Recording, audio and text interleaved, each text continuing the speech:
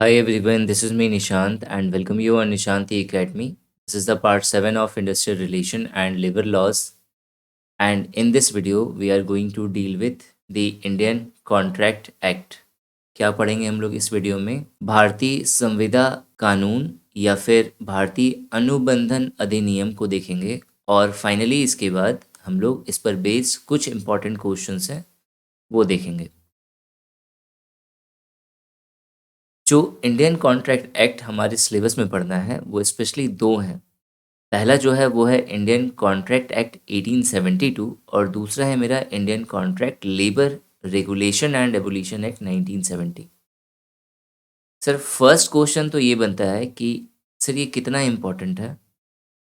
सो इसका आंसर कहीं ना कहीं इसकी history, reform, government, different updates, जो भी पॉलिसीज़ आ रही हैं कॉन्ट्रैक्ट वर्कर्स के ऊपर, और गवर्नमेंट ने जिस जिस तरह के चेंजेस किए हैं इंडियन कॉन्ट्रैक्ट एक्ट को लेकर, उससे पता चल जाता है कि ये कितना इम्पोर्टेंट है।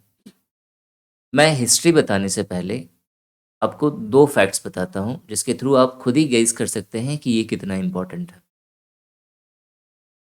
और ये दो चीज़ें बताने से पहले मैं आपको बताऊं कि आप जो एग्ज़ाम दे रहे हैं ईपीएफओ का, उसके थ्रू जो है आप ईओ और एओ बनिएगा, दैट इज़ अकाउंटेंट ऑफिसर या फिर इन्फोर्समेंट ऑफिसर। इनका मेजर काम क्या है? इनका मेजर काम है इंडस्ट्री रिलेशन को देखना, उसे सही करना, उसे सही तरह से सुचारू रूप से चलाना, लेबर वेलफेयर पे ध्यान देना, वर्कर्स के ऊपर काम करना। क्लियर है यहाँ तक? अब मैं बात करता हूँ दो पॉइंट्स। पहला जो है वो है फैक्ट बेस्ड। फैक्ट बेस्ड जो इम्पोर्टेंट पॉइंट है वो ये है कि जितनी भी डेवलपिंग नेशन है, जितनी भी डेवलपिंग कंट्री है, उन डेवलपिंग नेशंस में जो इंडस्ट्रीज़ होती हैं, उस इंडस्ट्री के का मेजर वर्कफोर्स, ज़्यादातर जो मजदूर वर्ग हैं वो कॉन्ट्रैक्ट लेबर ही होते हैं। दूसरा जो है वो डाटा बेस्ड है, फिगर बेस्ड जिसे कहते हैं हम लोग। 2009 में एक सर्वे हुआ था। उस सर्वे के अनुसार जितनी भी इंडियन इंडस्ट्रीज़ है उसका कंप्लीट वर्कफोर्स का तकरीबन 9% जो वर्कफोर्स है, या फिर मैं कहूँ कि जो लेबरर हैं, वो कॉन्ट्रैक्ट वर्कर्स थे। 2010 में ये परसेंटेज जो है वो अचानक से इंक्रीज होकर के 18% हो गया। वही 2013 में ये परसेंटेज 30 to 35% देखने को मिला।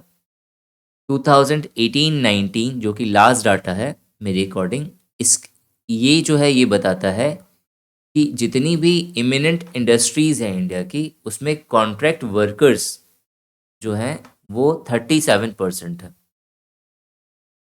इसके अलावा 2020 में 2020 में बहुत सारे स्टेट्स ने ये कहा कि कॉन्ट्रैक्ट वर्कर्स जो है वो कोरोना क्राइसिस के कारण सबसे ज़्यादा अफेक्टेड है। तो इसीलिए गवर्नमेंट ने कोड ऑन ओएसएच के अंदर Indian contract labour regulation and abolition act 1917 को क्या कर दिया? सब्ज्यूम कर दिया और मॉडिफाइड करके जो है बहुत सारे चेंजेस करे। क्लियर है यहाँ तक? तो आपको इन सारे डाटा से आपको ये तो समझ में आ गया कि इंडियन कॉन्ट्रैक्ट एक्ट आपको पढ़ना है और ये बहुत इंपॉर्टेंट है।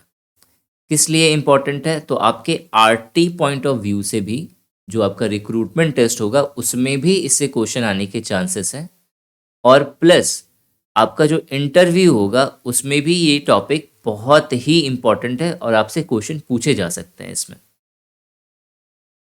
फिर क्वेश्चन सर ये बनता है कि चलिए ये तो मान लेते हैं कि ये इम्पॉर्टेंट है क्योंकि 1970 पोस्ट इंडिपेंडेंट लॉ है या एक्ट है, इसीलिए ये इम्पॉर्टेंट है।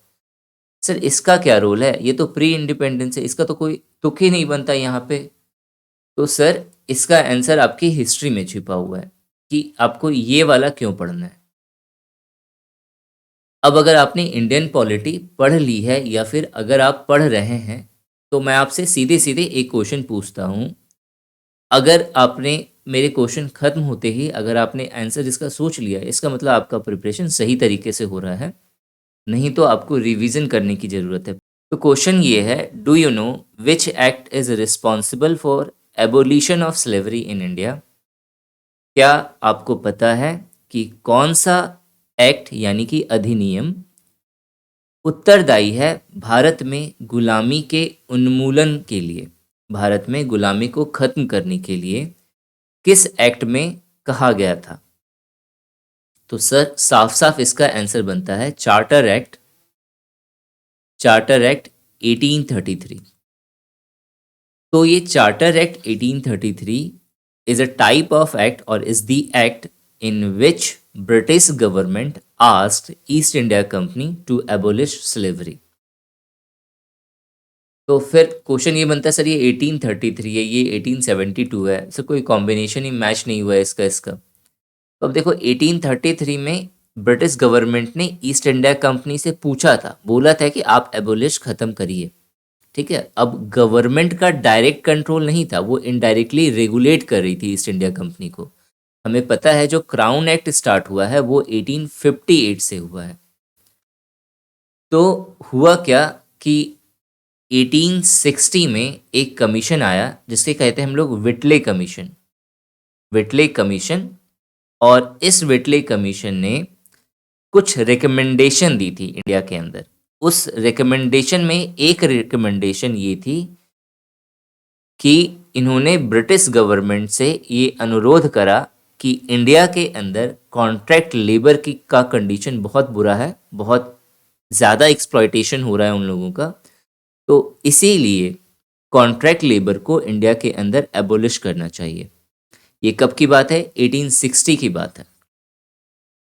ब्रिटिश गवर्नमेंट ने इस बात पर 1870 में सोचना शुरू करा और 1872 में उन्होंने एक लॉ पास करा, एक एक्ट पास करा जिसे हम लोग कहते हैं इंडियन कॉन्ट्रैक्ट एक्ट 1872।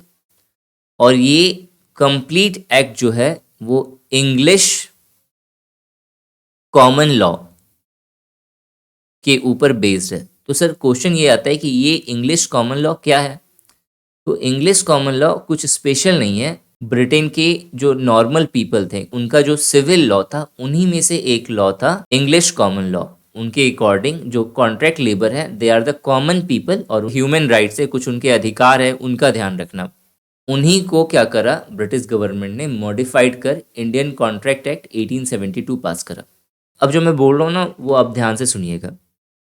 ये जो इंडियन कॉन्ट्रैक्ट एक्ट 1872 है ये उस तरह के लॉज में से एक है जिसने कहीं ना कहीं ह्यूमन राइट्स, उनके कंसेंट का मतलब होता है रजामंदी, जब तक उनकी इच्छा ना हो हम उनसे काम जबरदस्ती नहीं करवा सकते, तो उनके कंसेंट और उनके फ्रीडम के बारे में बात करता है।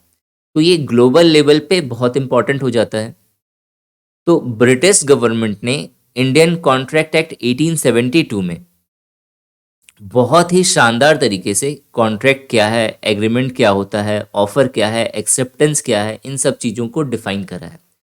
और इसी कारण से हमें जो पढ़ना है इसमें वो कुछ थ्योरेटिकल पार्ट है। हमें क्या नहीं पढ़ना है इसके अंदर? सेक्शन कभी नहीं पढ़ना, सेक्शन नहीं पूछा जाता है सर, इसे गलती से भी मत याद करिएगा। इसमें इंडियन कॉन्ट्रैक्ट एक्ट 1872 के अंदर कोई भी सेक्शन इंपॉर्टेंट नहीं है, लेकिन डेफिनेशंस थ्योरी पार्ट बहुत बड़ा है। वही अगर मैं जो दूसरा वाला पार्ट बोलूँ, Indian contract labour regulation and abolition act 1970, इसके अंदर सेक्शंस भी इम्पॉर्टेंट है और कुछ डेफिनेशंस भी इम्पॉर्टेंट है। तो वन बाय वन हम इसे देखेंगे। ये काफ़ी बड़ा है, काफ़ी चीज़ें हैं इसमें, बहुत ही एग्जॉस्ट हुआ हूँ मैं इसे करते हुए और आज थोड़ी तबीयत भी ठीक नहीं है मेरी, तो इसीलिए इस वीडियो को डालने में थोड़ा विलम्ब हो गया, लेट हो गया, उसके लिए मैं माफ़ी चाहता हूँ सबसे। मैं जानता हूँ कि आप लोग बहुत ज़्यादा वेट करते हैं मेरे वीडियोज़ का, क्योंकि चीज़ें चाहते हैं आप भी जल्दी ख़त्म हो जाए और मैं भी चाहता हूँ कि जितनी जल्दी हो जाए उतना ज़्यादा बेटर है। सो इंडियन कॉन्ट्रैक्ट एक्ट जो है ये हमें दो पढ़ने हैं। अगेन कौन कौन सा? तो पहला है इंडियन कॉन्ट्रैक्ट एक्ट 1872 जो मैंने इस वीडियो में कवर करा है, और साथ ही हम लोग इस एक्ट के से रिलेटेड कुछ इंपॉर्टेंट क्वेश्चंस है वो देखेंगे। अब जो पेपर में आपके इसी पे जो है बहुत ज़्यादा क्वेश्चंस आते हैं क्योंकि बहुत बड़ा चैप्टर है, बहुत अच्छा कॉन्सेप्ट है इसके अंदर, तो इसीलिए मैक्सिमम क्वेश्चंस इससे पूछे गए हैं। तो जो नेक्स्ट वाला जो इसमें जो मैं लेकर के आऊँगा, Indian contract labour regulation and abolition act 1970, अब ये 2 दिन के बाद नहीं आएगी, ये आपको कल मिल जाएगी ये वीडियो। तो इसके अंदर भी कुछ क्वेश्चंस मैं इसके भी डालूँगा, क्योंकि इसका बहुत बड़ा रोल है सर, इससे क्वेश्चन रहेगा आपके पेपर में देखने को, ये पक्का मिलने वाला है ऐसे क्वेश्चन। तो इसे कवर करते हैं। The Indian Contract Act 1872, the Indian Contract Act 1872। अब देखिए इसे पढ़ने का क्या तरीका है। ये जो पूरा इंडियन कॉन्ट्रैक्ट एक्ट 1872 है, इसे 2 पार्ट्स में डिवाइड करा जा सकता है। पहला जो पार्ट है वो है सेक्शन 1 टू 75, और दूसरा जो सेक्शन है वो है सेक्शन 124 टू 238। पहला जो सेक्शन है वो डील करता है with general principles of law of contract and therefore applicable to all type of contracts. तो जो पहला जो सेक्शन है section 1 to 75, again section are not important, इस पे आप ध्यान मत दीजिएगा, बस आप बिल्कुल रफ आइडिया होना चाहिए कि कुछ सेक्शन है सेक्शन 1 टू 75 के आसपास अप्रोक्सीमेटली, जिसके अंदर जनरल लॉज आते हैं। इस तरह के लॉज आते हैं जो हर तरह के कॉन्ट्रैक्ट पे कैसा भी अनुबंधन हो, कैसा भी अनुबंध हो, कैसा भी कॉन्ट्रैक्ट हो, हर किसी पे वो एप्लीकेबल हो जाता है। और जो दूसरा है जो सेक्शन 124 टू 238 के अंदर वो सारे लॉज हैं जो स्पेशल केसेस पे लगाए जाते हैं। स्पेशल केसेस मतलब बहुत सारे स्पेशल काइंड ऑफ कॉन्ट्रैक्ट्स होते हैं, जैसे कि पहला इंडेमनिटी एंड गारंटी। अब ये इंडेमनिटी एंड गारंटी क्या होता है, तो इसे हिंदी में कहते हैं क्षतिपूर्ति और उसकी गारंटी लेना। फॉर एग्जाम्पल, जैसे सपोज करिए एक बिल्डर ने क्या करा, आपका कॉन्ट्रैक्ट लिया आपका घर बनाने का कि मैं 3rd फ्लोर का सर आपको घर बना के दे दूंगा 10 डेज के अंदर, which is practically not possible clearly. और अगर कोई बनाता है तो नुकसान होने के चांसेस है। तो उन्होंने क्या करा, उन्होंने एक गारंटी ली कि सर अगर इस किसी भी तरह का कोई भी क्षतिपूर्ति होगा तो उसकी भरपाई कौन करेगा, उसकी भरपाई मैं करूंगा, ये कॉन्ट्रैक्टर कह रहा है आपसे।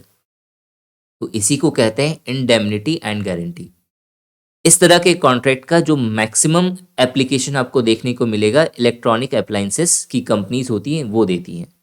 वो क्या करती है, आपने कभी भी कोई भी इलेक्ट्रॉनिक चीज़ें ली हों, जैसे सपोज किसी ने एलसीडी लिया सैमसंग का, तो सैमसंग क्या करेगा, उसे 6 मंथ का एक गारंटी कार्ड देगा पहले, और 1 साल का या 1.5 साल का जो है वारंटी कार्ड होता है। मैं श्योर नहीं हूँ, हो सकता है कि चेंजेस हो गए हों इस तरह के कॉन्ट्रैक्ट्स में। तो मेनली देता था, पहले देता था, जबकि मैं बात कर रहा हूँ तकरीबन 2-3 साल पहले की मैं बात कर रहा हूँ, कि उसमें वो 6 महीने का जो है वो गारंटी कार्ड देता था। मतलब वो एक कॉन्ट्रैक्ट साइन करके आपको दिया है कि अगर 6 महीने के अंदर अंदर इस एलसीडी में किसी भी तरह की इश्यूज हो रही हैं, तो उस सिचुएशन में आप इस एलसीडी को जो है हम क्या करेंगे, रिटर्न करके इसकी क्षतिपूर्ति करेंगे, मतलब इसके बदले आपको दूसरा एक एलसीडी देंगे। तो क्लियर हो गया होगा आपका इंडेमनिटी एंड गारंटी क्या होता है। दूसरे जो प्रकार का जो कॉन्ट्रैक्ट है वो है बेलमेंट एंड प्लेज। अब ये बेलमेंट एंड प्लेज इसका मतलब होता है जमानत और प्रतिज्ञा। अब जमानत मतलब सपोज 2 बंदे हैं, जैसे एक आप हो और एक आपका फ्रेंड है। आपका फ्रेंड जो है किसी भी तरह का एक छोटा सा क्राइम में, मान लेते हैं चोरी करते हुए पकड़ा गया, ठीक है, तो पुलिस ने क्या करा, इसे अपनी गिरफ्त में ले लिया। इसने आपका नाम बताया या फिर आपको कांटेक्ट करा कि तू आकर के मेरा बेल करवा दे। आप गए उसे बेल करने के लिए, तो पुलिस क्या करेगी, हो सकता है कुछ कागज हो एग्रीमेंट का, उस पर आपके साइन लेगी। इसका मतलब ये है कि आप प्रतिज्ञा ले रहे हैं, आप एक प्लेज ले रहे हैं कि सर ये जो बंदा है ये जेन्यून है, और बाय मिस्टेक जो है इससे इस तरह की चीज़ें हो गई, और आगे से फर्दर अगर इस तरह से किसी भी गिल्ट में रिस्पॉन्सिबल मिलता है तो उसकी सारी रिस्पॉन्सिबिलिटी क्या है, मेरी है, मैं उसके लिए उत्तरदायी हूँ। तो अगर नेक्स्ट टाइम से अगर किसी भी तरह के क्राइम में ये पकड़ा जाएगा तो सबसे पहले जो पुलिस है वो सबसे पहले आपके दरवाजे को नॉक करेगी, ठीक है। तो इसको कहते हैं हम लोग बेलमेंट एंड प्लेज। तीसरा जो है वो है कॉन्ट्रैक्ट ऑफ एजेंसीज। अब अलग अलग तरह की एजेंसीज होती हैं, उन सबका अपना अपना कॉन्ट्रैक्ट होता है। तो उन सब से डील करना कि उनकी जो एजेंसी है उनके अकॉर्डिंग उनके टर्म एंड कंडीशंस क्या क्या होने चाहिए, क्या क्या उनका कॉन्ट्रैक्ट होता है। जैसे फॉर एग्जांपल जूम एप्लीकेशन का सबने नाम सुना था, बीच में ये बात उठी थी कि जो है जूम एप्लीकेशन को इंडिया में बैन कर दिया जाएगा। तो उसी समय जूम ने क्या करा, अपना जो कॉन्ट्रैक्ट है उसे चेंज करा। जैसे ही आप एप्लीकेशन ऑन करोगे कोई भी, तो एक टर्म एंड कंडीशंस की फाइल आती है जिसको आपको एग्री करना होता है। तो उसे क्या करा, उसने सबसे पहले क्या करा, चेंज करा इस चीज़ को। तो इस तरह का जब भी कुछ होता है, जो अलग अलग तरह के हर एजेंसीज के या हर कंपनी का एक अपना कॉन्ट्रैक्ट होता है, जो वो अपने वो जो काम कर रही है उसके अकॉर्डिंग वो बनाती है। तो उसमें किस किस तरह की चीज़ें होनी चाहिए, इन सब के साथ डील करता है। सेक्शन 2H जो है वो डिफाइन करता है कॉन्ट्रैक्ट को। एक अनुबंध या एक कॉन्ट्रैक्ट क्या होता है इस चीज़ को बताता है। So a contract is based on two obligations. एक कॉन्ट्रैक्ट जो है वो दो तरह के ऑब्लिगेशन, दो तरह के दायित्व के ऊपर आधारित होता है। पहला क्या है? पहला है there must be an agreement. एक एग्रीमेंट होना चाहिए किसके बीच? दो पार्टीज के बीच। दो parties, party one and party two, इन दोनों के बीच जो है एक कंसेंट होना चाहिए कि दोनों सहमत हो जाए एक पॉइंट पे आकर के, कि हाँ इनके लिए भी वो सारी चीज़ें सही है, इनके लिए भी ये सारी चीज़ें सही है। तो ये दोनों क्या हो गए, एक एग्री एग्री हो गए किसी पॉइंट पे।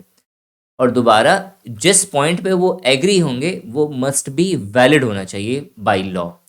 वो इन्फोर्सेबल बाय लॉ, वो लॉ के अंदर आना चाहिए। ऐसा नहीं कि कुछ भी आपने इलीगल चीज़ का एग्रीमेंट कर लिया, वो चीज़ नहीं हो सकता। ठीक है, बहुत फनी सा एग्जांपल ले रहा हूँ मैं समझाने के लिए। सपोज करिए एक आप हो, एक आपका फ्रेंड है। आपके फ्रेंड ने बोला कि जो है मैं ताजमहल जो है वो बेच रहा हूँ, ठीक है, 100 रुपये में। तो दूसरे वाले बोला कि चल ठीक है मैं खरीद लेता हूँ। तो एक पेपर पे उन लोगों ने साइन करा, कोर्ट का कागज़ था कि जो एक ने बोला कि मैं ताजमहल बेच रहा हूँ, दूसरे ने खरीद लिया 100 रुपये में, और अगले दिन वो ताजमहल में जाकर के उनका जो एरिया है वहाँ पे जाकर वो कह रहा है कि भाई आज से ताजमहल मेरा है। ठीक है, क्योंकि हम लोगों ने कॉन्ट्रैक्ट साइन करा है। So which is not valid according to law. तो ये वैलिड ही नहीं है, ये वॉइड हो गया बिल्कुल भी। क्लियर? तो वैलिड होना बहुत ज़रूरी है लॉ के अकॉर्डिंग, तब जाके कोई भी कॉन्ट्रैक्ट कॉन्ट्रैक्ट बनता है। क्लियर? तो दो चीज़ें आती हैं कॉन्ट्रैक्ट के अंदर। पहला कि दोनों पार्टीज कंसेंट होने चाहिए एक पॉइंट पर, उन मतलब मिलने चाहिए, उन एग्री करने चाहिए सारे पॉइंट्स पर। और दूसरा जो है, और जो भी पॉइंट है उनका एग्रीमेंट का, वो इन्फोर्सेबल बाय लॉ, लॉ के अकॉर्डिंग होना चाहिए, कानून के द्वारा पास किया जाना चाहिए। If the agreement goes through these criteria, which criteria? These criteria, then it is called a valid contract। तो उसे हम लोग क्या कहेंगे? एक वैलिड, एक वैध अनुबंध कहेंगे, अगर वो इन पांचों चीज़ों से पास हो रहा है। तो क्या क्या है इसमें? पहला क्राइटेरिया है ऑफर एंड एक्सेप्टेंस का, मतलब कुछ ऑफर दिया जाएगा, उसे सामने वाला क्या करे? एक्सेप्ट कर ले। दूसरा फ्री कंसेंट, इच्छुक हो, खुद पे खुद जाकर के वो क्या करे? अपनी मर्जी से जाके उस चीज़ को एग्री कर ले। तीसरा एक प्रॉमिस हो। अब देखो ये तीन जो है, ये तीनों आपस में रिलेट है, मतलब प्रॉमिस, कंसिडरेशन एंड कम्युनिकेशन। पहले क्या होगा? प्रॉमिस होगा, वादा होगा, फिर उस वादे पे विचार करा जाएगा, फिर उस वादे का संचार करा जाएगा। तो इस तरह से ये तीनों रिलेट हैं आपस में। देखते हैं क्या क्या है। तो पहला जो है वो है offer and acceptance. So offer and acceptance क्या कहता है? The very first essential element of a valid contract is an offer and it's acceptance. जो सबसे पहला इसेंशियल एलिमेंट है, तत्व है, किसी भी कॉन्ट्रैक्ट के अंदर या किसी भी वैलिड कॉन्ट्रैक्ट के अंदर, वो एक ऑफर होता है और उसका एक्सेप्टेंस होता है। बट शर्त है सर, ऐसे नहीं कि कुछ ऑफर दिया और सामने वाले ने एक्सेप्ट कर दिया। वो क्या होना चाहिए? कुछ लीगल ऑब्लिगेशंस के अंदर आनी चाहिए ये सारी चीज़ें। तो such offer and acceptance should have legal obligations. ठीक है, लीगली वो वैलिड हो, तब जाकर के वो ऑफर एंड उसका जो एक्सेप्टेंस है, ये दोनों मिलकर के जो है एक वैलिड कॉन्ट्रैक्ट का फॉर्मेशन करते हैं। अब ऑफर एंड एक्सेप्टेंस को और अच्छे से क्लियर करने के लिए एंशन लॉ ऑफ कॉन्ट्रैक्ट है। ये एक थ्योरी है जो विलियम एंसन ने दी थी। इनके according acceptance is to offer is what a lighted match is to a train of gun powder. मतलब इन्होंने साफ साफ शब्दों में कहा है कि अगर ऑफर एक गन पाउडर से भरी हुई एक ट्रेन की तरह अगर माना जाए, तो उस सिचुएशन में जो एक्सेप्टेंस होगा वो एक जलती हुई माचिस की तीली के समान। मतलब क्या हुआ सर? मतलब सर ये हुआ कि सामने वाले ने, सपोज दो पर्सन है, क्या दो पर्सन है, एक पर्सन ए और दूसरा पर्सन बी। दूसरे वे से समझाता हूँ, ठीक है, ये ज़्यादा फनी है। एक है मिस्टर ए और एक है मिस बी। मिस्टर ए ने मिस बी को एक ऑफर दिया। क्या ऑफर दिया? Will you marry me, will you marry me, will you marry me. ठीक है, तो ये जो ऑफर है मिस्टर ए का, this is like a gun powder train. मतलब एक ऐसा train which means a train full of gun powder. अब जो मिस बी हैं, अब मिस बी कंफ्यूज हैं कि अब उन्हें ये प्रपोजल एक्सेप्ट करना चाहिए या नहीं करना चाहिए, ये ऑफर एक्सेप्ट करना चाहिए या नहीं करना चाहिए। तो जैसे ही इन्होंने इस प्रपोजल को एक्सेप्ट करा, तो इसका मतलब क्या हुआ? अगर उन्होंने एक्सेप्ट कर लिया और अगर वो लीगली वैलिड हो गई, तो उसके बाद भाई इस कॉन्ट्रैक्ट से वापस नहीं हटा जा सकता। ये एक कॉन्ट्रैक्ट बन गया और वो दोनों क्या करेंगे? कोर्ट में जाकर के फिर शादी कर लेंगे, सिंपल। एक बार जैसे ही गन पाउडर से माचिस की तीली मिल जाएगी तो क्या होगा सर? धमाका होगा और फिर कुछ बचा नहीं जाएगा। उसके बाद हम उस चीज़ को वापस नहीं कर सकते। गन पाउडर जाएगा ही जाएगा। उसके बाद हम सोचेंगे कि वापस से हमें गन पाउडर मिल जाए, तो पॉसिबल ही नहीं है। तो उसी तरह से एक बार जैसे ही मिस बी ने ये प्रपोजल एक्सेप्ट कर लिया है ए से, वैसे ही अब मिस्टर ए जो है वापस नहीं हट सकता उससे। क्लियर हुआ? तो this theory explains what acceptance triggers can not B recalled और अनडन। यह थ्योरी एक्सप्लेन करती है कि एक्सेप्टेंस को, जो स्वीकृति है, वो एक बार अगर ट्रिगर हो जाए, एक बार अगर ले ली जाए, तो उसके बाद उससे जो ऑफर है उससे वापस नहीं हटा जा सकता। But there is a choice to the person who had the train. किसके पास ट्रेन था? तो जिसने प्रपोज करा था, यानी मिस्टर ए ने प्रपोज करा था। तो इसके पास हमेशा एक चॉइस है। क्या चॉइस है? To remove it. मतलब उसने जो ऑफर करा है उस ऑफर को हटाने का, उस ऑफर से मुकरने का। कब तक? तो before the match is applied. जब तक, जब मैच अप्लाई हो रहा है उस ट्रेन पर, ठीक है, ये वाली ट्रेन पर जब मैच अप्लाई होने वाला है, इसका मतलब एक्सेप्टेंस होने से पहले, इस ऑफर में एक्सेप्टेंस होने से पहले, अगर मिस्टर ए अपना इन्होंने जो ऑफर दिया है, अगर ये अपने ऑफर से मुकर जाए, ये बोल दे कि नहीं नहीं है, मुझे शादी अभी नहीं करनी, मुझे अपना करियर बनाना है, तब तो ठीक है। तब तो मतलब तब तो कॉन्ट्रैक्ट नहीं हुआ। लेकिन इन्होंने ऑफर करा और मिस बी ने उस ऑफर को एक्सेप्ट कर लिया, तो उस सिचुएशन में क्या होगा? उस सिचुएशन में वो एक वैलिड कॉन्ट्रैक्ट हो जाएगा और मिस्टर ए इस वैलिड कॉन्ट्रैक्ट से अब पीछे नहीं हट सकता। एक बार एक्सेप्टेंस के बाद जो कॉन्ट्रैक्ट बन गया वो वैलिड हो गया। अब इससे हटने के बाद उसे उसका कंपनसेशन देना पड़ जाएगा फिर। क्लियर हो गया यहाँ तक? ऑफर एंड इट्स एक्सेप्टेंस बहुत इंपॉर्टेंट है। ये डायरेक्ट क्वेश्चन इससे बनता है कि एंशिएंट लॉ ऑफ कॉन्ट्रैक्ट जो है वो क्या कहते हैं। ठीक है, ऑप्शंस होंगे आपके और सही ऑप्शंस पे आपको टिक करना है। नेक्स्ट देखते हैं क्या है। नेक्स्ट है मेरा फ्री कंसेंट। फ्री कंसेंट क्या था? फ्री कंसेंट, जैसा कि मैंने बताया आपको, कि जो एग्रीमेंट होगा वो वैलिड तब होगा जब वो कुछ क्राइटेरिया से पास करेगा, जिसमें से पहला क्राइटेरिया क्या था? ऑफर होना चाहिए और उसका लीगली एक्सेप्टेंस हो जाना चाहिए। दूसरा है फ्री कंसेंट। फ्री कंसेंट क्या कहता है? इट सेज दैट टू और more person are said to be consent when they agree upon the same thing in the same sense। अगर दो लोग सेम सेंस में, जिनका सेंस सेम है और वो सेम चीज पर, सेम टॉपिक के ऊपर कंसेंट कर जाए, एग्री कर जाए, and this make the agreement और अ कॉन्ट्रैक्ट। और जिसके कारण क्या होगा, एक एग्रीमेंट बिल्डअप होगा, एक कॉन्ट्रैक्ट बिल्डअप होगा। मतलब क्या हुआ सर, क्लियर नहीं हुआ। तो स्वतंत्र सहमति साफ साफ शब्दों में ये कहता है कि दो या दो से ज़्यादा लोग मिलकर आपस में एक वैलिड कॉन्ट्रैक्ट तभी बना सकते हैं जब वो सारे लोग एक ही सेंस में समान टॉपिक के ऊपर क्या करें, सहमत हो जाएं। तो उसी को कहते हैं हम लोग फ्री कंसेंट। क्लियर हो गया।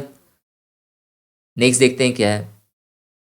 सो under these 5 elements an agreement और a contract is said to be void. अब ये जो फ्री कंसेंट है, फ्री कंसेंट का मतलब ये जो स्वतंत्र सहमति है, ये स्वतंत्र सहमति वॉइड हो जाती है कुछ कंडीशंस पे, कुछ कारणों से। क्या क्या कारण है? अगर कोerसन हुआ, कोerसन मतलब अगर दबाव दिया गया सामने वाले पे, अगर एक पार्टी ने दूसरे पार्टी के ऊपर क्या करा, कोerसिवली जो है बोला कि भाई आपको इस एग्रीमेंट के अंदर आना पड़ेगा, आपको इस कॉन्ट्रैक्ट के अंदर आना पड़ेगा, ठीक है, नहीं तो मैं आपके साथ ये कर दूंगा, मैं आपके साथ वो कर दूंगा। तो एक तरह का क्या हुआ, एक प्रेशर क्रिएट हुआ। तो इस सिचुएशन में जो एग्रीमेंट होगा या जो कॉन्ट्रैक्ट होगा वो क्या हो जाएगा, वॉइड हो जाएगा, बेकार हो जाएगा, वो रिजेक्ट कर दिया जाएगा। दूसरा होता है अनड्यू इन्फ्लुएंस। अनड्यू इन्फ्लुएंस अभी हम देखेंगे क्या है। तीसरा है फ्रॉड, चौथा है मिस रिप्रेजेंटेशन और पांचवा है मेरा मिस्टेक। तो वन बाय वन इन पांचों को देखते हैं। पहला है मेरा कोerसन। सो कोerसन हिंदी में कहें तो दबाव और जबरदस्ती। सो ये है क्या, सो इट इज द कमिटिंग, मतलब कमिट करने वाला, और थ्रेटनिंग टू कमिट, और धमकी दे रहा है कि भाई कि मैं ये काम कर दूंगा। ठीक है, या तो वो ये काम कर रहा है या फिर वो सामने वाले को धमकी दे रहा है कि मैं ये ऐसा कर दूंगा। एनी एक्ट, एनी एक्ट मतलब कुछ ऐसा कर दूंगा which is forbidden by the Indian panel code, जो कानून जिस काम के लिए मना कर रहा है। जैसे दो पार्टी जो है वो एग्रीमेंट करने जा रही है, कॉन्ट्रैक्ट करने जा रही है, एक ने मना कर दिया, दूसरे ने बोला कि देख चुपचाप साइन कर दे, नहीं तो मैं तुझे यहीं पे शूट कर दूंगा। ठीक है, तो मारना वो क्या है, तो इंडियन पैनल कोड के अंदर नहीं आता है, ये एक क्राइम है। लेकिन वो इसके अलावा, इसके अगेंस्ट जाकर वो क्या कर रहा है, सामने वाले को धमकी दे रहा है कि मैं तेरे साथ ये काम करूंगा। और क्या, द अनलॉफुल डिटेनिंग, डिटेन करना, किसी को नज़रबंद कर लेना, किसी को बंद कर लेना। ठीक है, अनलॉफुल डिटेनिंग और threatening to detain any property, मतलब उसकी प्रॉपर्टी को क्या कर ले, वो जब्त कर ले। कि जैसे होता है ना कि चुपचाप साइन कर दे, नहीं तो फिर मैं तेरे घर पे कब्जा कर लूँगा, या फिर मैं तेरे बच्चे को उठा के ले जाऊँगा, इस तरह की बातें। तो property to the prejudice of any person whatever with the intention of causing any person to enter into an agreement। मतलब साफ साफ शब्दों में सर ये कह रहा है कि कोerसन जो है वो किसी भी तरह का ऐसा एक्ट करना या उसकी धमकी देना जो कानून के अकॉर्डिंग क्या है, मनाही है, जिसकी वो फॉरबिड है कि भाई आप नहीं कर सकते, ये गलत है। लेकिन वो ज़बरदस्ती वो काम कर रहा है, क्यों? क्योंकि वो चाहता है कि जो सामने वाली जो पार्टी है, जो सामने वाला जो पर्सन है, वो उसके एग्रीमेंट के अंदर आए, वो उससे एग्रीमेंट करे। So coercion means forcing an individual to enter into a contract. When intimidation, which also means threat, are used under pressure to gain the party's consent, that is, it is not free consent. Coercion may involve the actual infliction of, infliction मतलब inflicting pain, मतलब किसी को कष्ट देना। तो कैसा कष्ट होगा, तो या तो वो फिजिकल होगा, शारीरिक होगा, या फिर साइकोलॉजिकल होगा, मानसिक होगा। प्रताड़ना देना कहते हैं इसे शुद्ध हिंदी में। तो कोerसन क्या है, दबाव क्या है, तो वो क्या कर रहा है, वो सामने वाले को कष्ट दे रहा है, प्रताड़ित कर रहा है, या तो फिजिकली या फिर psychologically, mentally harm, in order to enhance the credibility of a threat. ताकि वो क्या करे, वो बढ़ाए, किस चीज़ को, इनहेंस करे, क्रेडिबिलिटी ऑफ थ्रेट, मतलब अपनी धमकी को, देख भाई मैं डोमिनेट हूँ, अगर तू ये काम नहीं करेगा तो मैं तुझे, तेरा वो हाल करूँगा कि तू सोच भी नहीं सकता, लाइक दिस। ठीक है, then the threat of further harm can lead to the threatened persons cooperations और ओबीडियंस। अब क्या होगा, अब उसे उसे टॉर्चर कर रहा है और फिर फाइनली क्या होगा, उसे लगेगा कि मैं बार बार टॉर्चर होऊंगा, इससे अच्छा मैं मान ही लेता हूँ। तो फाइनली वो क्या करेगा, वो पर्सन जो है कोऑपरेट कर लेगा या फिर मान लेगा चीज़ों को, ओबीडियंस कर लेगा। ठीक है, कोerसन समझ में आ गया होगा आपको। ये इसका हिंदी वर्जन है, आप एक बार रीड कर लीजिएगा इसे। नेक्स्ट है मेरा undue influence. Undue influence Hindi में कहते हैं अवांछित प्रभाव। ये होता क्या है sir, a contract is said to be induced by undue influence where the relation subsisting between the parties are such that one of the parties is in a position to dominate the other's will। अब है क्या कि undue influence उस तरह के contract को कहते हैं या फिर उस तरह के कॉन्ट्रैक्ट को करते समय ये आता है जब एक पार्टी दूसरे पार्टी के विल के ऊपर क्या करे, डोमिनेट कर जाए। He uses that position to obtain an unfair advantages over the other. वो क्या करेगा, वो अनफेयर एडवांटेजेस मतलब क्या कहेंगे उसे हिंदी में, अनुचित लाभ, अनुचित लाभ प्राप्त करने की कोशिश करेगा। बेस्ट एग्जाम्पल से समझाता हूँ सर, ये मेडिकल फील्ड में बहुत भरा पड़ा है ये चीज़। देखो, मान लेते हैं इस पर्सन को कैंसर है, ठीक है, और ये गया एक हॉस्पिटल, हॉस्पिटल वाले समझ गए कि ये बंदा पक्का मरने वाला है, लेकिन फिर भी जो है फैमिली जो है वो तो फैमिली ही है ना, वो चाहेगी कि मेरा जो ये पर्सन है वो बच जाए, वो जिंदा रहे। तो वो कितना भी वो अमाउंट खर्च करने के लिए तैयार है। तो इस सिचुएशन में इनके पास एक नीड है, एक जो है एक होप है, एक विल है कि जो है मेरा जो रिलेटिव है ये वो जिंदा बच जाए। अब इस सिचुएशन में इनका सारा होप किसके ऊपर है, डॉक्टर्स के ऊपर। डॉक्टर को यहाँ पे लगा यार यहाँ तो मैं डोमिनेट कर रहा हूँ, अगर मैं कुछ भी चाहे जितना चाहूँ मैं इतना इससे ऐड सकता हूँ पैसे। वो साफ साफ कहती है कि देखिए हम कोशिश करेंगे इसे बचाने की पूरी, लेकिन आपको एक कॉन्ट्रैक्ट पे साइन करना पड़ेगा और आपको इतना अमाउंट जो है हमें पहले एज अ फी पहले सबमिट करना पड़ेगा।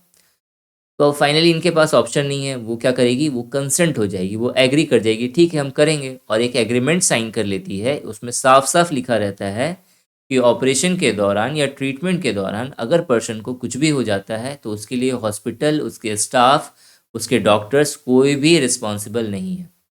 तो देखो यहीं पे हुआ अनड्यू इन्फ्लुएंस। और एग्जाम्पल चाहिए तो और एग्जाम्पल लेते हैं सर। एक एग्जाम्पल लेते हैं, आपने देखा है, सपोज करिए कि आप किसी भी क्राइम में पकड़े गए, ठीक है, कोई छोटा सा क्राइम है उसमें पकड़े गए, लेकिन जिस बच्चे ने जिस जिस एक ऐसा इंसान जिसने कभी क्राइम नहीं करा, जिसने कभी जेल नहीं देखा, जिसने कभी पुलिस वाले से धमकी वाले शब्द कभी जिसने सुने नहीं, वो अचानक से जेल के अंदर बंद है, तो इसके बेचारे के पसीने छूटे हुए हैं कि पता नहीं मेरे साथ क्या होगा। इस बंदे ने एक वकील हायर करा। इस वकील ने देखा कि भाई केस कुछ बना नहीं है तो आराम से बाइज्जत बरी हो जाएगा, अगर अगर मैं नहीं भी लड़ूँ इसका केस तो भी ये निकल जाएगा, ठीक है, क्योंकि कोई केस ही नहीं बनता इस पे। लेकिन ये इतना डरा हुआ है, इसने बोला कि सर मुझे किसी भी तरह से बाहर निकाल दीजिए। तो अब इस सिचुएशन में ये क्या हुआ, ये अपने नॉलेज के कारण, ये अपने लीगल अवेयरनेस के कारण जो है ये इस पर डोमिनेट कर जाएगा। ये साफ साफ बोलेगा देखिए मैं तो आपको बेल दिलवा दूंगा, मैं आपको फ्री कर दूंगा, बाइज्जत बरी करवा दूंगा, लेकिन आपको क्या करना पड़ेगा, आपको मोटी रकम खर्च करनी पड़ेगी, या तो आप मुझे इतने पैसे दो या फिर अपनी आधी प्रॉपर्टी मेरे नाम कर दो। तो उस सिचुएशन में भी जो है जिस तरह का की चीज़ें जो देखने को मिलती हैं उसी को हम लोग कहते हैं अनड्यू इन्फ्लुएंस। क्लियर हो गया होगा आपको। आगे देखते हैं क्या है। नेक्स्ट है भाई फ्रॉड, धोखा। सबने सुना है फ्रॉड जो है ये कुछ पॉइंट्स पे डिपेंड करता है। कितने सारे पॉइंट्स हैं, टोटल 4 पॉइंट्स हैं। अगर ये चारों केसेस अगर आपके साथ हुई हैं तो आप समझ लीजिएगा कि मैंने भी धोखा खाया है, और अगर नहीं हुई हैं तो आप खुश हो जाइए कि मैंने अभी तक धोखा नहीं खाया। तो फ्रॉड में है क्या, तो इट हैपेंड व्हेन, ये तब होता है। पहला इसका केस क्या है, the suggestion as a fact of that which is not true, जो सही नहीं है, बाई वन, एक के द्वारा, who doesn't believe it to be true. में हिंदी में क्या लिखा हुआ है, सुझाव एक तथ्य के रूप में जो सच नहीं है और एक पार्टी इसे सच नहीं मानती। देखो ये कहता ये है पहला वाला कि दो पर्सन है, इन्होंने कॉन्ट्रैक्ट साइन करा। एक पर्सन जानता है, एक पर्सन ने कुछ ऑफर करा इसे कि देखो कॉन्ट्रैक्ट में ये सारी चीज़ें रहेंगी। इसे पता है कि ये सारी चीज़ें झूठ है, इसमें से कुछ भी सच नहीं है। इस बंदे को मालूम है, लेकिन इसने क्या करा, इसने इस पे बिलीफ बनाया कि देखो मैं जो बोल रहा हूँ वो सारी चीज़ें सही हैं, बिल्कुल सच है। और इस कारण से ये इसने क्या करा, इस कॉन्ट्रैक्ट को साइन कर दिया। तो इस बंदे ने क्या करा, इस बंदे के साथ फ्रॉड करा। इसके अकॉर्डिंग, ये पहले वाले पर्सन के अकॉर्डिंग सारी चीज़ें जो कॉन्ट्रैक्ट में लिखी हैं वो क्या है, एक सजेशन है, मतलब सही नहीं है, लेकिन फिर भी ये उसे बता रहा है कि वो फैक्ट है, वो बिल्कुल सही है। और फाइनली जब इस बंदे को पता चलेगा कि जो मैंने कॉन्ट्रैक्ट साइन करा था उसका कुछ भी सही नहीं है, तो इस बंदे को क्या लगेगा कि इसने मुझे, मेरे साथ क्या करा, फ्रॉड करा, धोखा दिया मुझे। क्लियर? तो पहला पॉइंट यही कहता है। दूसरा क्या है, द एक्टिव कंसीलमेंट। कंसीलमेंट क्या होता है, कंसीलमेंट का मतलब होता है किसी चीज़ को छिपाना। एक्टिव कंसीलमेंट का मतलब होता है किसी चीज़ को जानबूझ के छिपाना। अगर कोई पर्सन किसी बात को, किसी फैक्ट को जानबूझ के छिपा रहा है, तो उस केसेस में भी वो क्या कर रहा है, दूसरे व्यक्ति के साथ फ्रॉड कर रहा है। थर्ड क्या है, थर्ड है a promise made without any intention of performing it. एक ऐसा प्रॉमिस जिसमें ये इंटेंशन ही नहीं है कि मैं उसे क्या करूं, पूरा करूं, मैं उसे परफॉर्म करूं, तो उस केसेस में जो प्रॉमिस है वो भी क्या है, एक फ्रॉड का ही पार्ट है, एक तरह से फ्रॉड ही हुआ। चौथा डी नंबर क्या है, ये डी नंबर आपको पॉलिटिक्स में बहुत ज़्यादा देखने को मिलता है। डी क्या है, एनी मेड लॉ, बनाए हुए नियम, रूल, पॉलिसीज एंड एक्ट्स, अधिनियम, फिटेड टू डिसीव, जो धोखा देने के ही पर्पज से बनाए हुए। जैसे गवर्नमेंट का इलेक्शन के टाइम में क्या आता है, मैनिफेस्टो आता है, जिसमें बहुत सारी चीज़ें मेंशन होती है, बहुत सारे दावे करे रहते हैं कि हम ये कर देंगे, जीतने के बाद हम वो कर देंगे। लेकिन पता चला कि जीतने के बाद कुछ नहीं हुआ उसमें, इवन जो था वो भी ख़त्म। तो इस तरह से ये, इसे क्या कहते हैं हम लोग, फ्रॉड कहते हैं, धोखा देना। नेक्स्ट आते हैं, नेक्स्ट है मेरा मिस रिप्रेजेंटेशन। तो मिस रिप्रेजेंटेशन क्या होता है, बहकाना, चीज़ों से हटा देना। ये है क्या, it means that truth is misrepresented. It is the release of deceiving details resulting in the presumption that the other party will enter into a deal and then lose that deal. Nevertheless, the information provided by the guilty party is the result of a genuine belief in the matter. इसका मतलब है कि सच को गलत तरीके से पेश किया गया है, तो जो सच्चाई है उसे गलत तरीके से पेश किया गया है। यह धोखा देने वाले विवरणों को जारी करता है, मतलब ऐसे विवरण होंगे इसमें जो धोखा देता है, जिसके द्वारा धोखा दिया जाता है, जिसके परिणाम स्वरूप अनुमान लगाया जाता है कि दूसरा पक्ष एक सौदे में प्रवेश करेगा और फिर हार जाएगा। फिर भी दोषी पक्ष द्वारा की गई जानकारी इस मामले में वास्तविक विश्वास का परिणाम है, तो वास्तविक विश्वास के कारण होता है। ठीक है, समझ में तो आया नहीं होगा आपको कुछ भी, समझाता हूँ मैं। देखो क्या है, मान लेते हैं दो लोग हैं, दो फ्रेंड हैं। इस फ्रेंड का दूसरे वाले पे ब्लाइंड फेथ है। ब्लाइंड फेथ मतलब कंप्लीट विश्वास, जो बी ने बोल दिया ए ने वही मान लिया। अब बी को क्या करना था, बी के पास एक, मान लेते हैं बहुत बड़ा कुछ है, क्या है, छोटा मान लो, बड़ा मत करो, ठीक है। बी के पास मान लेते हैं एक फ़ोन है, सेल फोन है, मोबाइल फ़ोन है, ठीक है, मोबाइल फ़ोन है, कितने का है, 20,000 का है। अब ये चाहता है कि इससे बेच करके मैं दूसरा फ़ोन लूँ। इसने क्या करा, बहुत पुराना फ़ोन हो गया था, बहुत सारी सिस्टम जो है सही से काम भी नहीं कर रहे थे, तो इसने क्या करा, इसने ए से पूछा कि यार मेरे पास फ़ोन है, मुझे बेचना है, तू लेगा? तो इसने बोला ठीक है मैं ले लूँगा, कितने में दे रहा है? तो इसने बोला मैं 10,000 में दे रहा हूँ। तो इसने पूछा सब कुछ ओके है ना? तो इसने इसने बोला कि हाँ मैं तो यूज़ तो कर रहा हूँ इतने साल से, कुछ तो हुआ नहीं। तो ठीक ही है, सारा चीज़ में अभी ओके, तो ठीक है, लेकिन कन्फर्मेशन के लिए पूछ रहा है कि कोई प्रॉब्लम तो नहीं है ना? तो इसने कह दिया कि यार मैं तो यूज़ कर रहा हूँ, तो तू देख रहा है डेली के डेली, मैं इसी फ़ोन को यूज़ कर रहा हूँ, बस मुझे नया फ़ोन लेना था इसीलिए मैं पुराने वाले को बेच रहा हूँ। तो इसने बोला ठीक है दे दे। तो तो अब क्या है, इसने फ़ोन लिया, मुश्किल से इसने 2 दिन यूज़ करा होगा, फ़ोन हो गया डेड, काम करना बंद। अब ये वापस बी के पास आता है, बोलता है कि भाई अब देख तूने जो फ़ोन दिया था वो तो काम ही नहीं कर रहा, वो तो बंद हो गया बिल्कुल भी। तो इसने साफ-साफ बोल दिया बी ने कि देख मैंने जब तुझे दिया था वो तो सही था, अब तेरे पास फ़ोन गया तो उसका जो भी हुआ अब तू रिस्पॉन्सिबल है। क्योंकि मैंने जब दिया था उस समय सारी चीज़ें ओके थी, तू मुझे देख रहा है मैं 2 साल से यूज़ कर रहा हूँ उसे या 3 साल से यूज़ कर रहा हूँ, तो कुछ भी नहीं इश्यू हुआ। तो अचानक से तेरे पास जाके कैसे इश्यू हो गया? तो मिस रिप्रेजेंटेशन एक इस तरह का धोखा है जिसमें जो धोखा दे रहा है ना उसे भी पता नहीं होता कि मैं धोखा दे रहा हूँ। क्लियर? इसे और अच्छे से इसके डिफरेंसेस से समझ में आएगा, तो differences between fraud and miss representation, तो दोनों के बीच अंतर क्या है?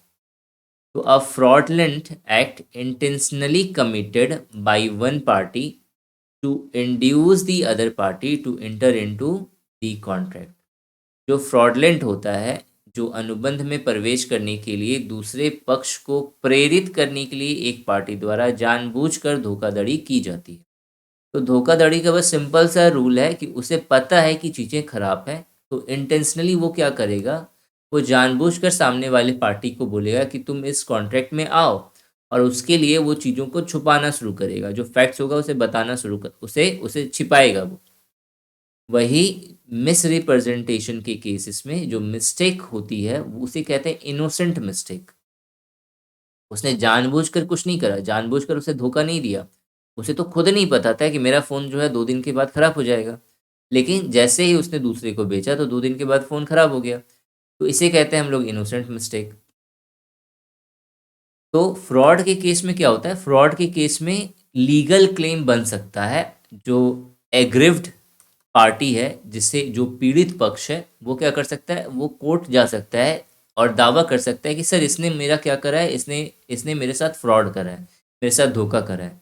लेकिन मिस रिप्रेजेंटेशन के केसेस में जो एग्रिफ्ट पार्टी है, जो पीड़ित जो पक्ष है, वो जा ही नहीं सकता, उसका उसके पास कोई केस ही नहीं है। क्यों? क्योंकि जब तक जिस दिन उसने फ़ोन उसे दिया उस दिन सारा चीज़ ओके था।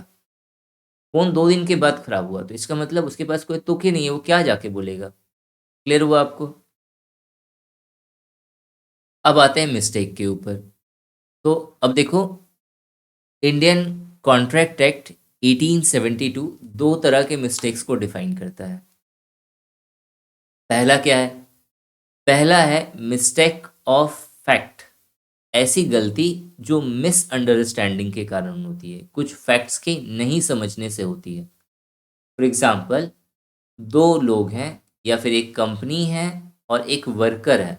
तो इस कंपनी ने क्या करा, जॉइनिंग से पहले कुछ चीज़ें जो हैं बताई कि ये सारी चीज़ें हैं और आपको ये सारी चीज़ें फॉलो करना पड़ेगा।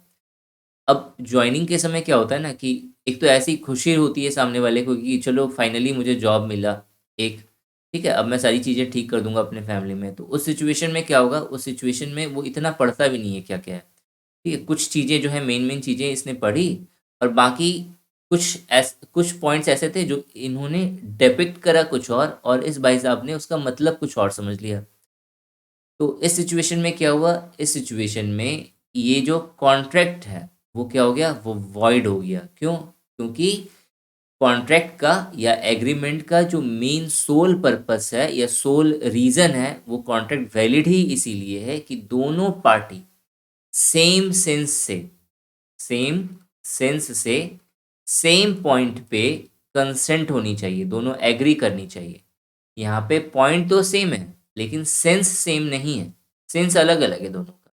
इसे और अच्छे से अगर समझना है तो आप ऐसे समझिए कि मान लेते हैं एक इंस्टीट्यूट एकेडमी है और मुझे उसमें पढ़ाने का ऑफ़र मिला। उन्होंने एक कॉन्ट्रैक्ट साइन करा, जब भी आप पढ़ाना स्टार्ट करो तो सबसे पहले आपको ये बोलना है, जो भी मेरे अच्छे सब्जेक्ट हैं वो मैं पेड कोर्सेज़ में कवर करता हूँ। सपोज़ सपोज़ ऐसा उन्होंने एक कॉन्ट्रैक्ट साइन करवाया मुझसे। तो मुझे लगा कि वो सिर्फ़ इतना कह रहे हैं कि अगर मैं पेड कोर्सेज़ निकालता हूँ, तो मैं सामने वाले को ये बोलूँ या फिर मैं स्टूडेंट को ये बोलूँ कि जो है सर आपको जो है पेड कोर्सेस में आकर के ये सारी चीज़ें भी देखनी है, मैंने ये समझ लिया। अब जब क्या करा, जैसे ही मैंने ज्वाइन करा और मैंने पढ़ाना शुरू करा, मेरा इंटेंशन ये है कि 2 कोर्सेस हैं, एक फ्री कोर्सेस है, एक पेड कोर्सेस है। तो जिन बच्चों को पेड कोर्सेस में इंटरेस्ट है वो पेड कोर्सेस आके देखें, जिन बच्चों को फ्री कोर्सेस में इंटरेस्ट है वो फ्री कोर्सेस आकर के देखें। लेकिन उसमें एक स्लॉट ये भी था कि जो फ्री कोर्सेस है आपका, वो आपका एबोलिश हो जाएगा, वो ख़त्म हो जाएगा, उसका कोई वैल्यू ही नहीं है, आपको उसे बंद करना पड़ेगा, हटाना पड़ेगा। तो ये क्या है, ये मिस्टेक ऑफ फैक्ट है। इस सिचुएशन में होगा क्या, इस सिचुएशन में चीज़ें एबोलिश हो जाएगी, जो कॉन्ट्रैक्ट होगा वो वैलिड नहीं रहा, वो वॉइड हो गया, ख़त्म हो गया, इसका कोई मतलब नहीं है। वो क्या है, क्योंकि कंसेंट नहीं है दोनों का, तो चीज़ें जो है वापस से बनेंगी, सारा कॉन्ट्रैक्ट वापस से होगा। क्लियर हुआ होगा आपको? आगे देखते हैं हम लोग। दूसरा है मेरा मिस्टेक ऑफ लॉ। ये क्या कहता है, ये साफ साफ शब्दों में सर इतना कहता है कि मान लेते हैं 2 लोग हैं, वो दोनों ने क्या करा, आपस में मिल करके एक कॉन्ट्रैक्ट साइन करा जिसमें सारी बातें दोनों ने मेंशन कर दी और दोनों एग्री भी हो गए। तब तक गवर्नमेंट जो है वो यहाँ पे बैठी हुई थी। जैसे ही ये कॉन्ट्रैक्ट गवर्नमेंट के सामने आता है, गवर्नमेंट ने साफ साफ कह दिया, बाबू इसमें देखो, इसमें तुमने कुछ मेरे लॉज हैं उसे तुम वायलेट कर रहे हो, कुछ सारे सारे नियम्स तुम फॉलो नहीं कर रहे हो, और इसके कारण ये कॉन्ट्रैक्ट क्या है, लीगल नहीं है। आपको क्या करना पड़ेगा, दोबारा कॉन्ट्रैक्ट बनाओ जिसमें ये सारे टर्म्स एंड कंडीशन भी मेंशन होने चाहिए। तो ये जो वॉइड हुआ कॉन्ट्रैक्ट, वो उसका उसका मेन रीज़न क्या था कि ये दोनों जो लोग हैं, ये दोनों अवेयर नहीं थे किस किसके रिगार्डिंग, इंडियंस लॉ के रिगार्डिंग। तो such mistakes are done in the absence of awareness regarding the Indian laws. Next जो इंपॉर्टेंट टर्म है वो है मेरा प्रॉमिस। अब ये प्रॉमिस, दूसरा कंसिडरेशन और तीसरा है मेरा कम्युनिकेशन, ये तीनों आपस में को रिलेट है, एक साथ चलेंगे तीनों। ठीक है, तो अब देखो, पहला है मेरा प्रॉमिस, उसके बाद आएगा मेरा, दूसरा होगा मेरा कंसिडरेशन और तीसरा है मेरा कम्युनिकेशन। तो ये तीनों आपस में कोरिलेट होंगी। पहला क्या है, प्रॉमिस क्या है सर? प्रॉमिस साफ साफ शब्दों में ये कहता है कि अगर 2 पार्टीज हैं, पार्टी 1 और पार्टी 2, ये दोनों में सपोज पार्टी 1 ने क्या करा, एक प्रपोजल दिया और इस प्रपोजल में कुछ टर्म्स एंड कंडीशंस मेंशन है। अगर पार्टी 2 ये सारे टर्म्स एंड कंडीशंस पे एग्री कर जाती हैं, तो उस सिचुएशन में ये जो पार्टी 1 ने प्रपोजल दिया है वो प्रॉमिस बन जाता है। मतलब जैसे ही ये जो दूसरी वाली पार्टी है वो इस पे कंसेंट करेगी, वो बोलेगी ठीक है, I am ready for this contract, वैसे ही ये जो प्रपोजल था उस पे वो क्या बन गया, एक कॉन्ट्रैक्ट बन गया।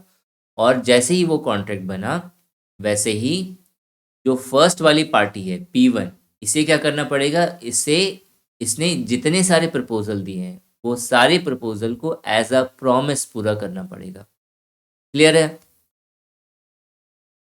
अगर नहीं समझ में आया तो दोबारा एक मैं फ़नी एग्जांपल लेता हूँ, उससे और क्लियर हो जाएगा ये। सपोज 2 पर्सन है, या फिर मैं कहूँ एक कपल है। एक का नाम है मिस्टर ए, दूसरे का नाम है मिसेस बी। मिस्टर ए ने मिस बी को एक प्रपोजल दिया। क्या प्रपोजल दिया? Will you marry me? Will you marry me? क्या तुम मुझसे मैरी करोगी, शादी करोगी मुझसे? ठीक है, ये मिस्टर ए ने मिस बी को कहा। और टर्म्स एंड कंडीशंस क्या बताएं? ठीक है, पहला टर्म्स, मैं तुम्हें खुश रखूंगा। दूसरा टर्म, सारी ज़रूरतें पूरी कर दूंगा। तीसरा टर्म, वीकेंड्स में तुम्हें घुमाने ले जाऊंगा। चौथा टर्म, चलो मैं खाना भी बना दूंगा वीकेंड्स में। ठीक है, और मूवीज़ भी देखने चलेंगे। तो इस तरह से ये सारा प्रपोजल दिया उन्होंने, मिस्टर ए ने किसे दिया, मिस बी को। अब जैसे ही मिस बी इन सारे प्रपोजल पे एग्री कर जाएगी, वैसे ही मिस्टर ए के लिए, अच्छा सुनना, मिस्टर ए के लिए ये सारे जो प्रपोजल थे, ये सारे प्रपोजल अब क्या बन गए, प्रॉमिस बन गए, उन्हें पूरा करना पड़ेगा। क्लियर हुआ? क्योंकि वो सारे लीगल टर्म बन गए, ये सारा कॉन्ट्रैक्ट बन गया एक तरह से। ठीक है, कि ये सारी चीज़ें उन्हें पूरी करनी पड़ेंगी। अगर वो पूरी कर रहा है तो जाके ये कॉन्ट्रैक्ट वैलिड है, और अगर वो पूरी नहीं कर रहा है तो उसे एक कंपनसेशन देना पड़ेगा, जो हमें दूसरा वाला कहता है। दूसरा वाला क्या है? कंसिडरेशन। ये it talk about compensation. So consideration would generally mean compensation for doing or omitting to do an act or deed. किसी भी तरह का एक्ट या किसी भी तरह का काम जो सामने वाला कर रहा है, मतलब एक पार्टी जो है वो कर रही है या नहीं कर रही है। जैसे सपोज उस प्रपोजल में लिखा हुआ था कि मैं वीकेंड में तुम्हें घुमाने लेके जाऊंगा, ठीक है। अब ये भाई साहब जो हैं, शादी के बाद मिस्टर ए ये शादी के बाद मिस बी को एक ही बार घुमाने के लिए लेके गए, और बाकी ये काम में ही बिजी हैं हमेशा। तो जो मिस बी थी, जो अब मिसेस ए बन चुकी है, तो ये कुछ दिनों से नाराज़ है। वो बोल रही है कि भाई ये बंदा सही नहीं है, इसके साथ मुझे नहीं रहना, ये मुझे कहीं लेकर के नहीं जाता। ठीक है, तो इस सिचुएशन में अब जो मिस्टर ए है वो क्या करेगा? मिस्टर ए जो है वो एक कंपनसेशन देगा मिस बी को। किस तरह का कंपनसेशन देगा? वो उसे कन्विंस करेगा कि देखो इस महीने तो मैं थोड़ा बिजी चल रहा हूँ, लेकिन मैं प्रॉमिस करता हूँ, अगेन एक प्रॉमिस आ गया यहाँ पे, मैं प्रॉमिस करता हूँ कि जो भी मैंने अभी तक का ड्यू रखा है वो सारा मैं आपको एक दिन में कवर कर दूंगा। मैं आपको ऊटी घुमाने ले जाऊंगा, मैं आपको लंबे टूर पे, मैं आपको फॉरेन कंट्रीज घुमाने के लिए ले जाऊंगा। ठीक है, तो इस तरह से जो है वो क्या करेगा? कंपनसेट करेगा। So it is also referred to as quid pro quo, with something in return for another thing। कुछ चीज़ें ऐसी हैं जो उसने नहीं करी तो उसके बदले वो क्या करेगा? कुछ और चीज़ें ऑफर करेगा। Such a consideration should be a lawful consideration. एक लॉफुल कंसिडरेशन होना चाहिए, लॉ के अंदर आनी चाहिए चीज़ें। ये बहुत इंपॉर्टेंट है, ये आपको ध्यान में रखना है, ये आपको ध्यान में रखना है कि something in return for another thing. तो ये जो है, ये लाइन जो है, ये क्या बताता है? ये कंपनसेशन को अच्छे से क्लियर करता है। तो डायरेक्ट क्वेश्चन बनता है सर कि व्हाट डज कंपनसेशन मीन। आपको 4 ऑप्शन दिए होंगे, उसमें से एक ऑप्शन ये होगा, आपको टिक लगाना होगा सही ऑप्शन। नेक्स्ट देखते हैं क्या है। तो एक वैलिड कंसिडरेशन के लिए क्या क्या चीज़ें इसेंशियल है? तो क्या क्या चीज़ें इसेंशियल है? तो पहला है मेरा, the consideration must be offered by the promise at the request of the promiser। जो वादाकर्ता के अनुरोध पर वादे द्वारा विचार किया जाना चाहिए। मतलब जिसने वादा करा है उसके अनुरोध पर, वादे पर क्या होगा? विचार करा जाएगा कि चीज़ें फुलफिल हुई हैं या नहीं। दूसरा क्या है? कंसिडरेशन में बी पास्ट, प्रेजेंट और फ्यूचर। जो भी कंपनसेशन है वो पास्ट से भी रिलेट हो सकता है, प्रेजेंट से भी रिलेट हो सकता है, फ्यूचर से भी रिलेट हो सकता है। मतलब क्या? तो अगेन बहुत अच्छे से जो है ये कपल्स वाला जो एग्जाम्पल है इसी से समझ में आ जाएगा आपको। ठीक है, अब जैसे ये भाई ये इसने क्लेम करा, इसने बोला कि तुम मुझे कहीं घुमाने के लिए नहीं लेके जाते हो। इसने साफ साफ बोला कि अरे तुम भूल गई, 2 महीने पहले तो मैं हम घूम के आए हैं इस जगह से। ठीक है, उतनी दूर तुम्हें घुमाने के लिए लेके लेके गया, मैं उतनी अच्छी जगह पे लेके गया, तो थोड़ा सा कॉपरेट करो। ठीक है, तो ये पास्ट से वो उठा सकता है कंपनसेशन को। प्रेजेंट के लिए बोल सकता है कि ठीक है जो है, चलो अभी चलो घूम के आते हैं। ठीक है, या फिर फ्यूचर में के लिए वो बोल सकता है कि देखो इस महीने में बिजी हूँ, अगले महीने पक्का जाएंगे। ठीक है, तो कंसिडरेशन का मतलब ऐसा कंपनसेशन जो वो पास्ट से भी उठा सकता है, वो पास्ट की भी चीज़ें, पास्ट की भी जो डीड होंगी उसकी, उससे भी लेकर के वो बोल सकता है कि ये कंपनसेट हो गया तुम्हारा, जब मैंने पहले ये काम कर दिया था वो कहाँ गया, वो तो कंपनसेट में काउंट करोगे ना मेरा। या फिर प्रेजेंट में वो कुछ कर सकता है या फिर फ्यूचर में कर सकता है। थर्ड है, कंसिडरेशन मस्ट बी रियल। जो कंसिडरेशन है यानी जो कंपनसेशन है वो रियल होना चाहिए, एंड नॉट इल्यूजरी, और उसमें कुछ इल्यूजन नहीं होना चाहिए। मतलब क्या? मतलब सर ये है कि जो कंसिडरेशन है उसमें रियलिटी होनी चाहिए। ये नहीं वो कह रहा है कि ठीक है चलो चांद पे चलो, ठीक है, तो वो इल्यूजन नहीं होना चाहिए। नेक्स्ट है नंबर 4 क्या है? Consideration must not be unlawful. जो कंसिडरेशन है वो अनलॉफुल नहीं होना चाहिए। अगेन बहुत सिंपल है ये, मतलब ऐसा कंपनसेशन हो जो लॉफुल हो। अनलॉफुल हुआ तो वो कंपनसेशन नहीं हुआ। इमोरल नहीं होना चाहिए, अनैतिक नहीं होना चाहिए, अपोज टू पब्लिक पॉलिसी ना हो वो, मतलब किसी भी तरह के पब्लिक पॉलिसी को वो क्या करे, वायलेट ना करे। पांचवा क्या है, consideration need to be advocate. तो एडवोकेट मतलब पर्याप्त मात्रा में होना चाहिए। दोबारा लेते हैं इस एग्जाम्पल को, अच्छे से समझ में आ जाएगा।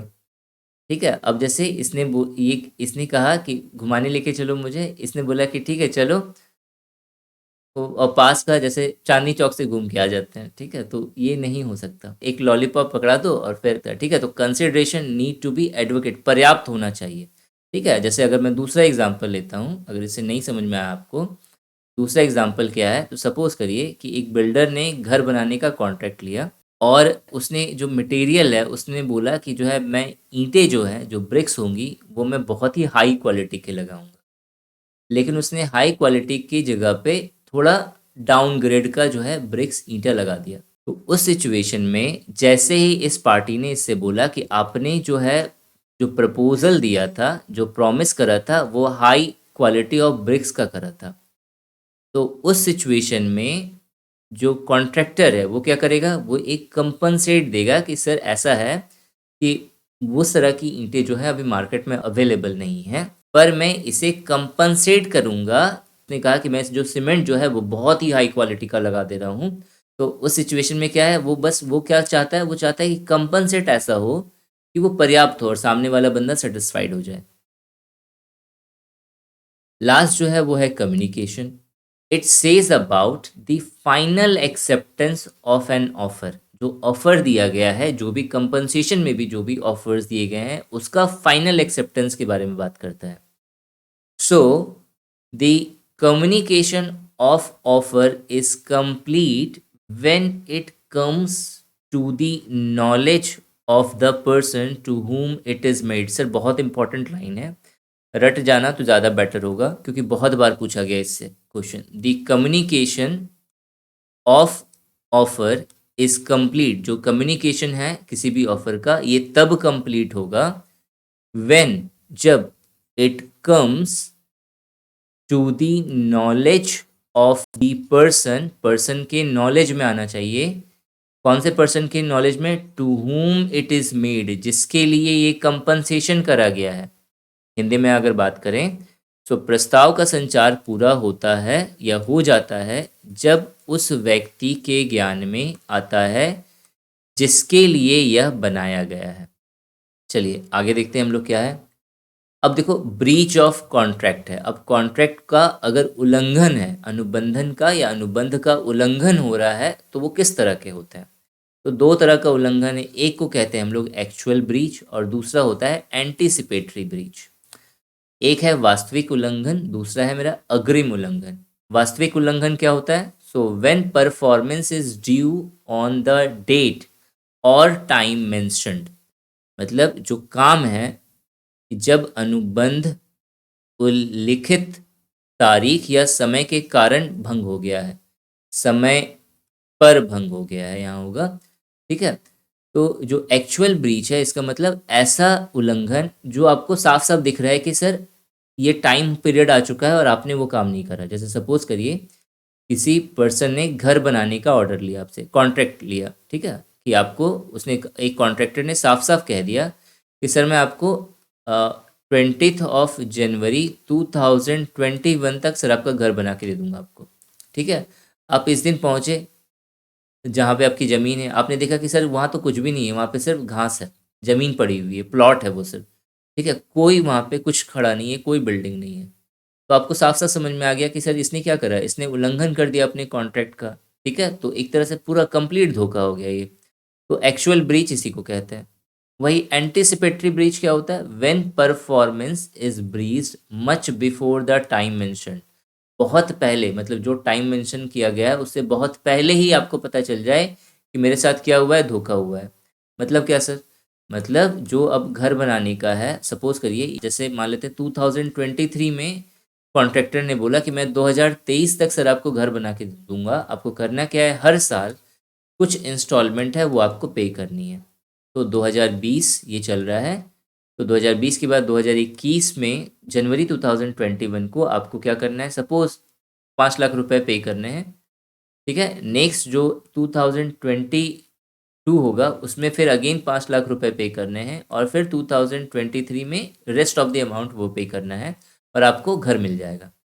आपने इस दिन पे कर दिया, इस साल पे कर दिया 2021 में, फिर 2022 में पे करा तो आपको लगा कि चलो 2 साल हो गए तो अब तो ज़रूर कुछ तो ढांचा वाचा तो कंप्लीट तो हो ही गया होगा। आप गए देखने के लिए जहाँ पे प्लॉट थी, पता चला वहाँ कुछ नहीं है, सिर्फ प्लॉट है। ठीक है, कोई किसी भी तरह का कोई स्ट्रक्चर खड़ा नहीं है। तो आपको जो है 2023 से पहले 22 में ही समझ में आ गया कि वहाँ पे घर वर नहीं बनेगा। उन्होंने मुझे चूना लगा दिया। ठीक है, उन्होंने जो है मेरे साथ क्या कर लिया, फ्रॉड कर लिया। आप कॉल कर रहे हो, वो कॉल नहीं उठा रहे हैं, तो साफ साफ पता चल गया कि एक तरह से मेरे साथ धोखा हुआ है। जो बात हुई है कि 1 साल के बाद वो घर देंगे, यहाँ तो कुछ नहीं है। अब तो पॉसिबल ही नहीं कि यहाँ पे कुछ बने 1 साल में। तो इस तरह का जो ब्रीच होता है इसे कहते हैं हम लोग एंटीसिपेटरी ब्रीच। नेक्स्ट है यहाँ पे रेमेडीज ऑफ ब्रीच। तो अगर ब्रीच हुआ है, अगर धोखा हुआ है, तो उस समय सॉरी जो उल्लंघन हुआ है उसका रेमेडी क्या है, क्या करा जाएगा। तो इसका पहला पॉइंट है रिसीजन ऑफ कॉन्ट्रैक्ट, अनुबंध का विमोचन। मतलब जो कॉन्ट्रैक्ट है वो क्या हो गया, खारिज हो गया, अब वो वैलिड नहीं है, वॉइड नहीं है। दूसरा क्या है, दूसरा क्वांटम मेरिट। क्वांटम मेरिट क्या होता है सर, तो an understanding and compensation service और पेमेंट।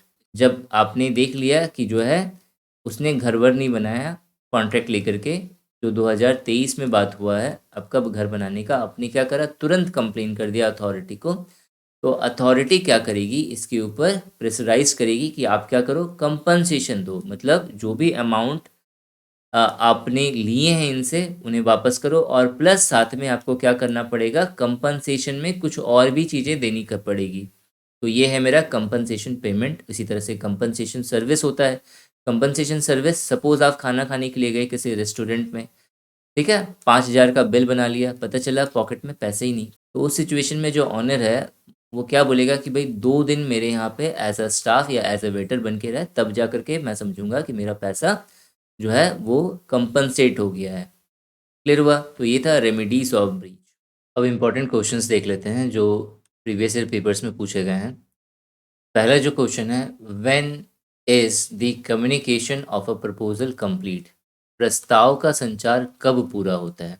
अगेन क्वेश्चन है, कम्युनिकेशन ऑफ अ प्रपोजल कब कंप्लीट होता है। तो पहला जो ऑप्शन है वो है when it comes to the knowledge of the person to whom it is made. जब ये उस पर्सन के नॉलेज में लाया जाता है जिससे ये प्रॉमिस करी गई है, जिससे जिसने जिस जिसके लिए ये प्रपोजल लाया गया है। दूसरा जो है नंबर बी क्या कहता है, only when the proposal acceptance और revocation of the proposal is recorded in writing. ऐसा कुछ हमने पढ़ा नहीं। तीसरा है when the other party gives his assent और डिसेंट, ये भी नहीं पढ़ा हमने। Only when a clear verbal communication on such proposal, केवल जब इस तरह के प्रस्ताव का एक स्पष्ट मौखिक संचार हो। तो ओनली व्हेन लिखा हुआ है इसमें, सिर्फ वर्बल कम्युनिकेशन हो प्रपोजल का, ऐसा भी हमने नहीं पढ़ा है। तो इसका आंसर क्या है, सो ऑप्शन ए। दूसरा क्वेश्चन है, when can a proposal be revoked. कब किसी प्रपोजल को रिवॉक्ड कर दिया जाता है, प्रस्ताव को कब निरस्त निरस्त कर दिया जाता है, हटा दिया जाता है, वैलिड नहीं होता वो। तो once a proposal is made it can not be revoked. दूसरा ऑप्शन है एनी टाइम बिफोर और after the communication of acceptance is complete. कोई भी समय, चाहे वो पहले हो चाहे वो बाद हो कम्युनिकेशन के, ये भी नहीं हो सकता बिफोर, हो सकता है आफ्टर नहीं हो सकता। तीसरा क्या है, so any time before the communication of its acceptance is complete as against the proposer but not afterward. C वाला सही आंसर है।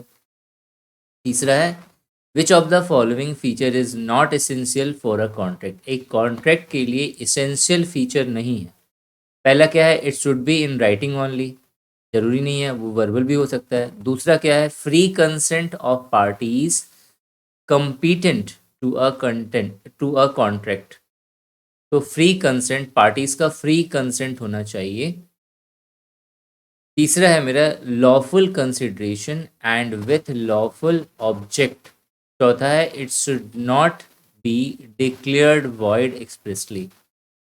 So, which of the following is not the feature of the essential?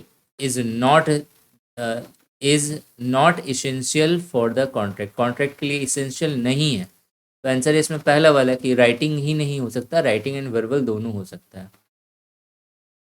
चौथा है who among the following is not competent to contract. Contract के समक्ष कह रहा है निम्नलिखित में से कौन अनुबंध के लिए सक्षम नहीं है, कौन सक्षम नहीं है, कौन कॉम्पिटेंट नहीं है। पहला, a person who has acquired the age of 18, ये हो सकता है। दूसरा, a person who has acquired the age of 16, answer है बी।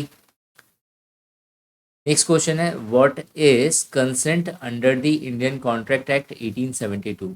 तो इंडियन कॉन्ट्रैक्ट एक्ट 1872 के अकॉर्डिंग कंसेंट क्या है?